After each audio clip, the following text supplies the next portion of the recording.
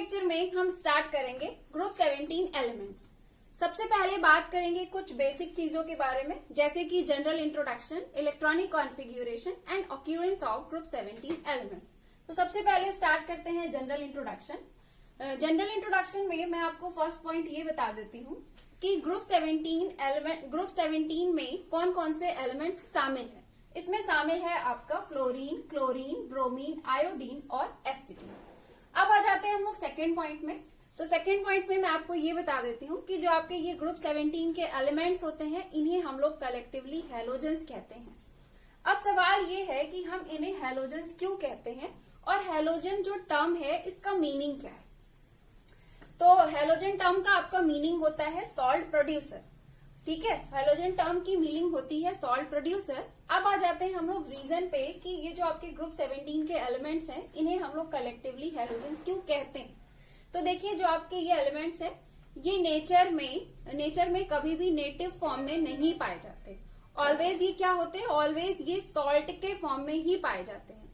इसके पीछे रीजन है इनकी रिएक्टिविटी। जो आपके हैलोजेंस होते हैं, यानी कि ग्रुप 17 के एलिमेंट्स होते हैं, ये बहुत ज्यादा रिएक्टिव होते हैं। बहुत ज्यादा रिएक्टिव होने की वजह से ये नेचर में फ्री फॉर्म में या नेटिव फॉर्म में नहीं पाए जाते। ऑलवेज मेटल के साथ जुड़ करके सॉल्ट का फॉर्मेशन कर लेते हैं। तो इसी वजह से नेचर में चूंकि ये ऑलवेज सॉल्ट के फॉर्म में पाए जाते हैं, हमेशा ये सॉल्ट बना लेते हैं, इसी वजह से इन्हें ये टर्म दे दिया गया हैलोजन, यानी कि सॉल्ट प्रोड्यूसर। ओके, अब आ जाते हैं हम लोग थर्ड पॉइंट में। तो थर्ड पॉइंट में मैं आपको बता दूं कि इस फैमिली में जो आपका ये वाला एलिमेंट है एस्टिटीन, एस्टिटीन जो है ये आपका रेडियो एक्टिव होता है। इसके रेडियो एक्टिव होने की वजह से अभी तक के रिसर्च में इसके बारे में अभी बहुत ज्यादा नॉलेज नहीं गेन हो पाई है। इसकी बहुत ज्यादा केमिस्ट्री अभी हमें नहीं पता है, लाइक इसकी फिजिकल प्रॉपर्टीज, केमिकल प्रॉपर्टीज या ये किस तरह के कंपाउंड्स बनाता है, ये सारी चीजें अभी इसके बारे में नोन नहीं है।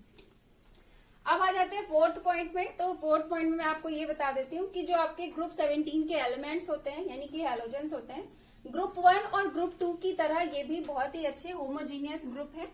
होमोजीनियस ग्रुप का मतलब होता है कि ऐसा होमोजीनियस ग्रुप हम उस तरह के ग्रुप को बोलते हैं, या फिर ये टर्म हम उस तरह के ग्रुप के लिए यूज करते हैं जिनमें मौजूद सभी एलिमेंट्स की जो प्रॉपर्टीज होती है वो अप्रोक्सीमेटली सेम होती है।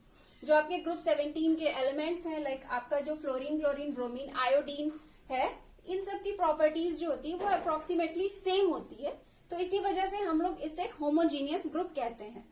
सेम इस तरह की प्रॉपर्टीज जो है आपके ग्रुप 1 और ग्रुप 2 में भी देखने को मिलती है। ग्रुप 1 और ग्रुप 2 के जो भी एलिमेंट्स होते हैं, उनके भी जो एलिमेंट्स होते हैं, उनकी भी प्रॉपर्टीज जो होती है वो अप्रोक्सीमेटली सेम होती है।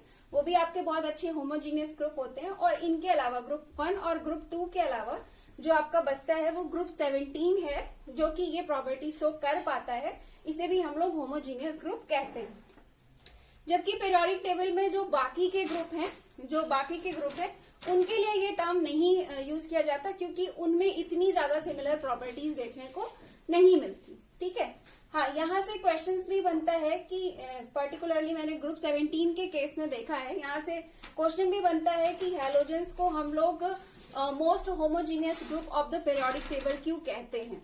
तो इसका आंसर यही है कि इसमें मौजूद जो आपके एलिमेंट्स हैं, इनकी प्रॉपर्टीज जो होती है वो अप्रोक्सीमेटली सेम होती है। इसी वजह से हम लोग इसे होमोजीनियस ग्रुप कहते हैं। ठीक है, तो यहाँ पे हमारा ग्रुप 17 एलिमेंट्स का जनरल इंट्रोडक्शन कंप्लीट हो गया है।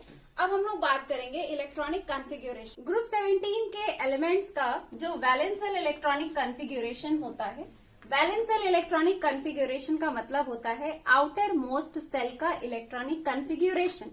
तो इसके आउटर मोस्ट सेल का इलेक्ट्रॉनिक कॉन्फ़िगरेशन होता है वो होता है आपका NH2Np5। जैसा कि आप यहाँ पर देख सकते हैं, जैसे कि अगर हम फ्लोरीन की बात करें तो फ्लोरीन का वैलेंस सेल कौन सा है, सेकेंड सेल है ना। इसका आउटर मोस्ट सेल कौन सा है, सेकेंड सेल है। तो इसके सेकेंड सेल का इलेक्ट्रॉनिक कॉन्फ़िगरेशन देख लेते हैं। देखिए यहाँ पर क्या है, 2s2 2p5 है ना। n यहाँ पे क्या दर्शा रहा है, n जो है वो आपका शो कर रहा है सेल को, है ना, ये आपके सेल को शो कर रहा है। और यहाँ पे आउटर मोस्ट सेल आपका सेकेंड सेल है।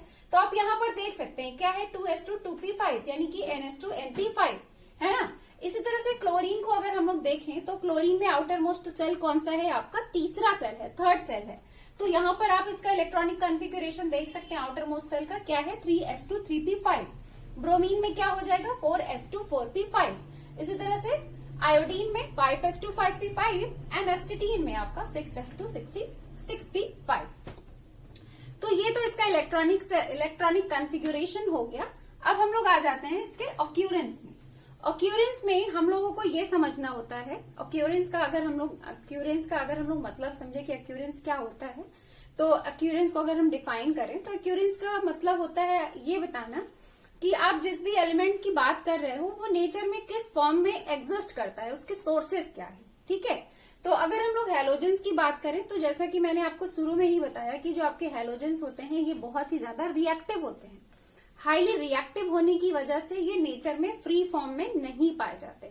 ये नेचर में ऑलवेज किस फॉर्म में पाए जाते हैं, सॉल्ट के फॉर्म में पाए जाते हैं। ठीक है, ये ऑलवेज मेटल के साथ जुड़ करके सॉल्ट का फॉर्मेशन कर लेते हैं, तो ऑलवेज ये सॉल्ट के फॉर्म में पाए जाते हैं। अब सवाल ये है कि किस तरह के सॉल्ट्स के फॉर्म में पाए जाते हैं, है ना। तो मैं आपको बता दूं कि जो आपका फ्लोरीन, क्लोरीन और ब्रोमीन है, ये तीनों आपका पाया जाता है मेटल के हैलाइड के फॉर्म में। किस फॉर्म में, मेटल के हैलाइड के फॉर्म में। जबकि अगर हम लोग आयोडीन की बात करें तो आयोडीन जो होता है वो हैलाइड यानी कि आयोडाइड के फॉर्म में पाया जाता है और उसके साथ साथ आयोडेट के फॉर्म में भी पाया जाता है। जैसे फ्लोरीन के अगर हम लोग सोर्सेस को देखें, फ्लोरीन के जो भी मेन सोर्सेस हैं या इनके जो भी सॉल्ट्स हैं जो नेचर में पाए जाते हैं, अगर हम लोग उसे देखें तो फ्लोरीन किस फॉर्म में रहेगा, फ्लोराइड के फॉर्म में रहेगा, मेटल के फ्लोराइड के फॉर्म में रहेगा। क्लोरीन आपका मेटल के क्लोराइड के फॉर्म में पाया जाएगा। ब्रोमीन आपका मेटल के ब्रोमाइड के फॉर्म में पाया जाएगा। लेकिन आयोडीन क्या है, आयोडीन आयोडाइड के फॉर्म में भी पाया जाता है और आयोडेट के फॉर्म में भी पाया जाता है, दोनों ही फॉर्म में पाया जाता है। ठीक है, तो ये तो इसकी ये बातें हो गई कि नेचर में ये किस फॉर्म में पाए जाते हैं। अब चलिए हम लोग सभी के कुछ एग्जाम्पल्स देख लेते हैं, यानी कि सभी के कुछ मेन सोर्सेस देख लेते हैं।